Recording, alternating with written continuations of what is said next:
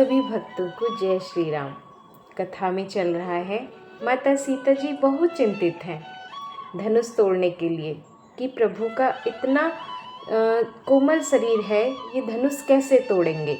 इसीलिए कभी गणेश जी से प्रार्थना कर रही हैं कि हे गणनायक वरदायक देवा, आज लगे कि नेह तऊ सेवा।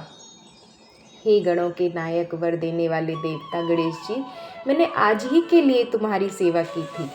और कभी धनुष को ही कह रही हैं कि निज जड़ता लोगन पर डारी, हो ही हरो रघुपति ही निहारी। तुम अपनी जड़ता लोगों पर डालकर श्री रघुनाथ जी को देखकर उतने ही हल्के हो जाओ। इस प्रकार सीता जी के मन में बड़ा ही संताप हो रहा है। निमिष का एक लव अंश भी 100 युगों के समान बीत रहा है। प्रभु ही चितई पुनि चितव, महिराजत लोचन लोल।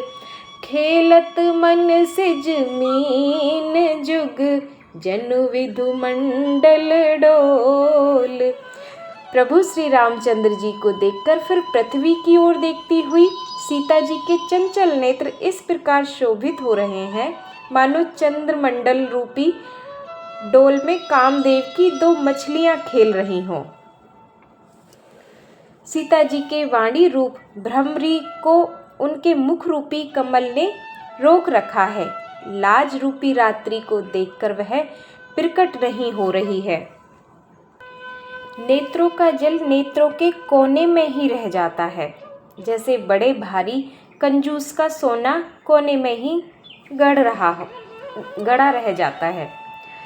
अपनी बढ़ी हुई व्याकुलता जानकर सीता जी सकुचा गईं और धीरज धरकर हृदय में विश्वास ले आईं कि यदि तन मन और वचन से मेरा प्रण सच्चा है और श्री रघुनाथ जी के चरण कमलों में मेरा चित्त वास्तव में अनुरूप है, तो भगवान सकल उर्वासी, करहि मोहि रघुवर के दासी।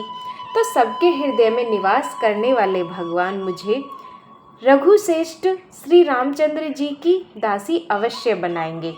जिसका जिस पर सच्चा स्नेह होता है वह उसे मिलता ही है, इसमें कुछ भी संदेह नहीं। प्रभु की ओर देखकर सीता जी ने शरीर के द्वार प्रेम ठान लिया, अर्थात यह निश्चय कर लिया कि यह शरीर इन्हीं का होकर रहेगा या रहेगा ही नहीं।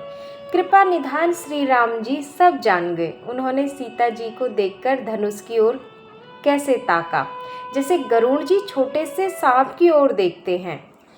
इधर जब लक्ष्मण जी ने देखा कि रघुकुल मणि श्री रामचंद्र जी ने शिव जी के धनुष की ओर ताका है, तो वे शरीर से पुलकित हो ब्रह्मांडों के चरणों से दबाकर निम्नलिखित वचन बोले। दिसि कुंजरहु कमठ अहि कोला, धरऊ धरन धर धीर न डोला। राम चाहि शंकर धन तोरा, होहु सजग सुनि आयुष मोरा। हे दिग्गजों, हे कच्छप, हे श्रेष्ठ, हे वाराह, धीरज धरकर पृथ्वी को थामे रहो जिसमें यह हिलने न पावे। श्री रामचंद्र जी शिव जी के धनुष को तोड़ना चाहते हैं। मेरी आज्ञा सुनकर सब सावधान हो जाओ। चाप समीप राम जब आए, नर नारिन सुर सुकृत मनाए। सब कर संशय अरु अज्ञानु, मंद महीपन कर अभिमानु। श्री रामचंद्र जी जब धनुष के समीप आए तब सब स्त्री पुरुषों ने देवताओं और पुण्यों को मनाया। सबका संदेह और अज्ञान, नीच राजाओं का अभिमान।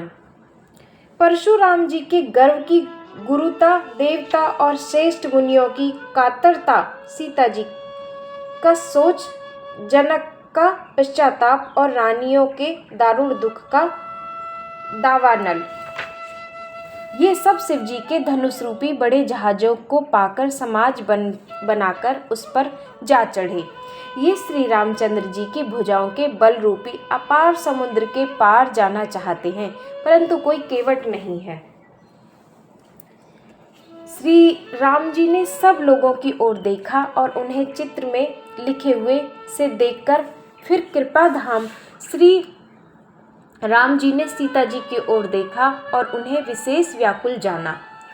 उन्होंने जानकी जी को बहुत ही विकल देखा। उनका एक एक क्षण कल्प के समान बीत रहा था। यदि प्यासा आदमी पानी के बिना शरीर छोड़ दे तो उसके मर जाने पर अमृत का ताला भी क्या करेगा।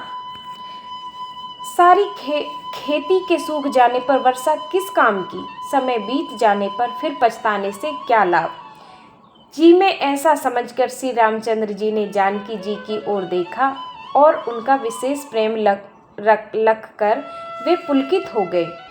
गुरु ही प्रणाम मन ही मन कीना, अति लाघव उठाई धनु लीना। दम के उदामनी जिम जब लायऊ, पुनि नभ धनु मंडल सम भयऊ। मन ही मन उन्होंने गुरु को प्रणाम किया और बड़ी फुर्ती से धनुष को उठा लिया। जय श्री राम। जब उसे हाथ में लिया तब वह धनुष बिजली की तरह चमका और फिर आकाश में मंडल जैसा मंडलाकार हो गया। जय श्री राम। लेते चढ़ाते और जोर से खींचते हुए किसी ने नहीं लखा, अर्थात ये तीनों काम इतनी फुर्ती से हुए कि धनुष को कब उठाया और कब चढ़ाया और कब खींचा इसका किसी को पता नहीं लगा। सबने श्री रामचंद्र जी को खड़े देखा। उसी क्षण श्री राम जी ने धनुष को बीच से तोड़ डाला। भयंकर कठोर ध्वनि से लोक भर गए।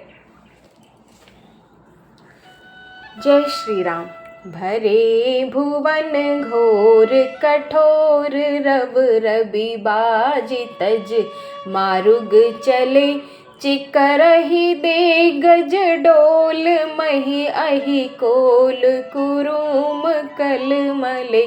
सुर असुर मुनि कर कान दीने, सकल विकल विचारी है।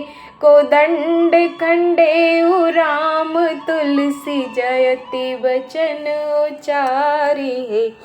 घोर कठोर शब्द से लोक भर गए। सूर्यों के घोड़े मार्ग छोड़कर चलने लगे। दिग्गज चिघाड़ने लगे। धरती डोलने लगी।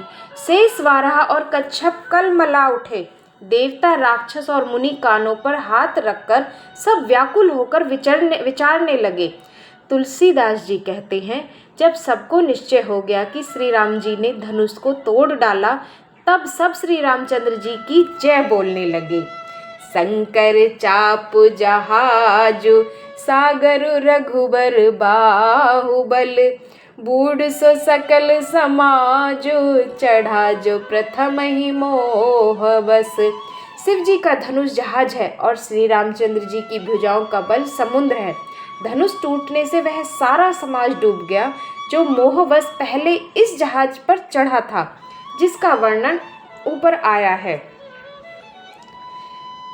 प्रभु दो चाप खंड मही डारे, देख लोग सब भय सुखारे। कौशिक रूप पयो निधि पावन, प्रेम बारी अवगाहु सुहावन। प्रभु ने धनुष के दोनों टुकड़े पृथ्वी पर डाल दिए। यह देखकर सब लोग सुखी हुए। विश्वामित्र रूपी पवित्र समुद्र में, जिसमें प्रेम रूपी सुंदर अथाह जल भरा है, राम रूपी पूर्ण चंद्र को देखकर पुलकावली रूपी भारी लहरें बढ़ने लगी।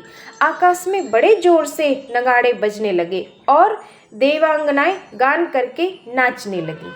अब अगली कथा अगले भाग में। सभी भक्तों को जय श्री राम।